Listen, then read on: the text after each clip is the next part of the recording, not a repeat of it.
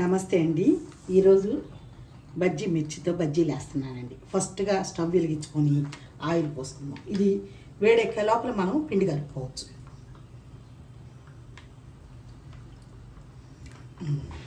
వేడెక్కేది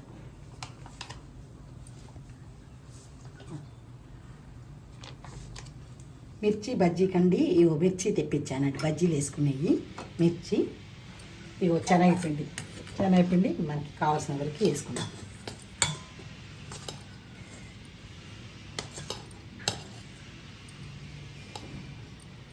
తర్వాత బియ్య పిండి,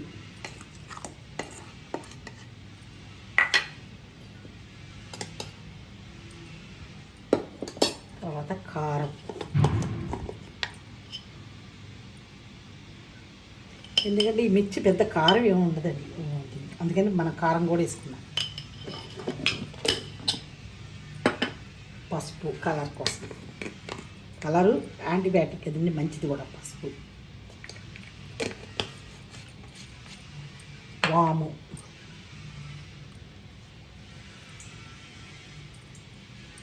జీర్ణశక్తి గురించిది.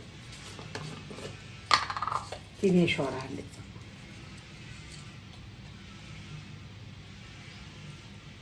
నేనండి బజ్జీలకి ఇంకా లోపల ఏం పెట్టను, మీరు చూడండి. సింపుల్గా తొందరగా చేసుకోవచ్చు బ్యాచిలర్స్ కూడా. ఇది బాగా కలిపేసి మనం ముంచేటప్పుడే లోపలికి పిండి వెళ్ళేటట్టు ముంచేస్తాను, చూపిస్తాను చూడండి.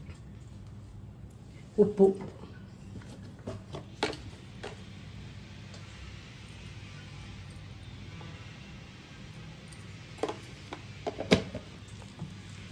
కొంచెంగా వాటర్ పోసుకొని జాగ్రత్తగా కలుపుకోవాలండి. మరీ పలసనైనా బాగోదు, మరీ చిక్కగున్నా కూడా బజ్జీ ఇంత లావు నుంచి పిండిగా ఉంటుంది. అట్లా ఉండకూడదు, అనువుగా కలుపుకోవాలి బాగా. ఒక రకంగా నన్ను అడిగితేనండి కొంచెం పలస కలుపుకుంటే ఎక్కువ పిండి లేకుండా బాగుంటుంది బజ్జీ. మరీ చిక్కగా కలిపితే లావుగా బజ్జీ వచ్చేదను పిండిగా అనిపిస్తుంది.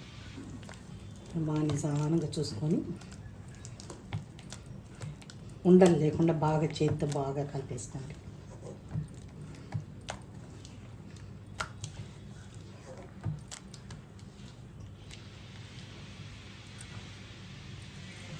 ఇప్పుడు ఉప్పు చూసుకోండి, ఉప్పు సరిపోతే సరే, లేదంటే వేసుకోవచ్చు. బాగానే సరిపోయిందండి. ఈ పొడవుగా లేకుండా కాడలు కరెక్ట్గా కట్ చేసుకోండి. చేసుకొని దీన్ని ఇలా చీల్చి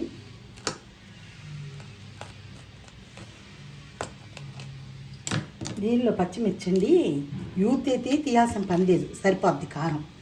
కొంచెం మనలాంటి 50+ పెద్దోళ్ళకి కానీ పిల్లలకి కానీ అయితే ఇందులో తీసేస్తే మంచిది, పెద్దగా కారం లేకుండా బాగుంటాయి.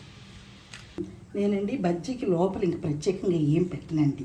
మీరు చూడండి, ఈ పిండి లోపలికి కూడా వెళ్ళేటట్టు ముంచి వేస్తాను. చూడండి దాంట్లో, ఎందుకంటే ఇది ఇట్లా చేసుకుంటే భలే ఈజీగా అయిపోద్దండి. ఇట్లా మనం బాగా ముంచేటప్పుడే లోపలికి కూడా వెళ్ళేటప్పుడు, మనం ఎదురుగా పిండిలో వాము అది వేసాం కదండి, అందుకని లోపలికి మీకు మళ్ళీ నేను కోసి కూడా చూపిస్తాను. లోపలికి వెళ్ళేది చేసి ఇట్లా వేసుకోవాలండి.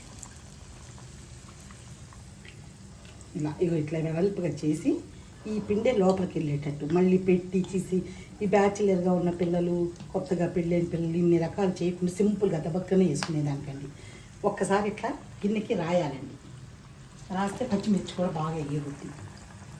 ఎందుకంటే ఇట్లా యూత్ అయితే ఈ మిర్చి కూడా, ఈ కారం లోపల కారం కూడా తీయక్కర్లేదండి. పిల్లలు కొంచెం కారంగా తింటారు కదా, చిన్న ఏజ్ పిల్లలు. మరీ చిన్న పిల్లలు కానీ 50+ వాళ్ళు అయితే అప్పుడు ఇట్లా వేసుకుంటే బాగా వస్తుందండి. ఇలాగా బాగా యాగనియాలండి. సన్నగా నూనె చూసుకొని పెట్టి సన్నగా యాగించి బాగా ఎర్రగా తీసేసుకోవాలండి. తీసుకున్నాక ఉల్లిపాయ పెట్టుకోవాలి, చూపిస్తాను. నేను చెప్పాను కదండి, లోపల పెట్టాల్సిన అవసరం లేదు. అలా పిండి బోనిస్తాక చూడండి పిండి అంత లోపలికి ఎట్లా పోయిందో. ఇలా అయితే పిల్లలు బ్యాచిలర్స్ కానీ ఉద్యోగం చేసే పిల్లలకి కానీ వాళ్ళందరికీ భలే ఈజీగా ఉంటుందండి. ఎందుకు ఒక రకంగా చెప్పాలంటే మనకు కూడా ఈజీగా ఉంటుంది. అదంతా కోసి పెట్టి ఏం అక్కర్లేదండి. ఈ విధంగా చేసుకొని పెట్టుకుంటే చాలు చక్కగా. ఇట్లా చేసుకుంటే ఇప్పుడు నేను మా అమ్మాయి దగ్గరికి వెళ్ళి వచ్చాను కదండి అమెరికా, అక్కడైతే అసలు బజ్జీలే దొరకవు. అలాంటి ఏరియాలో పిల్లలు పాపం ఇలా వేసుకొని తినేదానికి అవకాశం ఉంటుందండి. సింపుల్గా దెబ్బకి స్వీట్గా చేసుకునేదాన్ని. అలా పెట్టుకొని అవి ఉంటే వేసుకోవచ్చు. సాధారణంగా పిల్లల దగ్గర ప్యాకెట్స్ ఉంటాయి, బ్యాచులర్స్ దగ్గర కూడా కొంచెం టేస్ట్గా ఉంటుందండి వేసుకుంటే. ఇట్లా ధనియాల పొడి,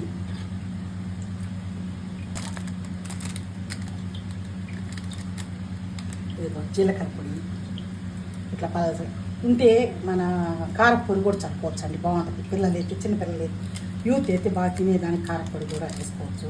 నిమ్మకాయ ఉంటే నిమ్మకాయ కూడా పిండుకోవచ్చు. ఈరోజు నా దగ్గర నిమ్మకాయ లేదండి, అందుకని నేను పిండలేదు. ఇదండి మిర్చి బజ్జీ. ఇది పిల్లలు కాలేజీల్లో మా బ్యాచులర్గా ఉన్న పిల్లలు దొరకని చేసుకునే అవకాశం ఉంటుంది. యూఎస్లో కూడా మనకి బజ్జీలు దొరకవండి. నేను మా అమ్మాయి దగ్గరికి వెళ్ళి వచ్చానని చెప్పాను కదండి, దొరకాలంటప్పుడు మిర్చి దొరుకుద్ది అక్కడ. అది తీసుకొని ఇట్లా శనగపిండిలో కొంచెం అన్నీ కలిపేసుకుంటే లోపలతో ఒక సహా బాగా వేసుకోవచ్చు అండి. ఒకసారి ట్రై చేసి చూడండి. మా ఛానల్ అండి నానమ్మ చేతి రుచులు. లైక్ చేయండి, షేర్ చేయండి, సబ్స్క్రైబ్ చేసుకోండి.